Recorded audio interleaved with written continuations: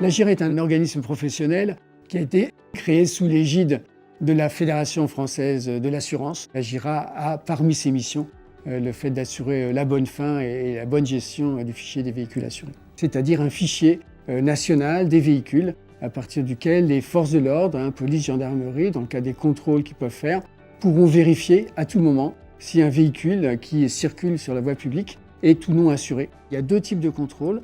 Un en bord de route où on a une suspicion de non-assurance et un autre qui va être automatisé. Au travers des radars fixes, il y a production automatique d'une amende dès lors qu'on n'est pas présent dans le fichier des véhicules assurés. L'objectif premier, c'est vraiment de lutter contre la non-assurance. Alors, les dispositifs existent déjà. Dans le code de la route, il y a évidemment cette obligation d'être assuré, des contrôles, des amendes qui sont relativement élevées. Mais pour autant, on constate qu'il y a en France entre 2 et 3% de véhicules non assurés. L'enjeu de ce fichier, c'est de pouvoir disposer en 72 heures de tout nouveau contrat d'assurance pour toute immatriculation, que ce soit un véhicule de particulier, un véhicule de flotte. L'enjeu vis-à-vis des assurés eux-mêmes et donc évidemment des assureurs et des courtiers vis-à-vis de leurs clients, c'est bien évidemment de tout faire pour que l'immatriculation soit dans les temps inscrite au fichier des véhicules assurés.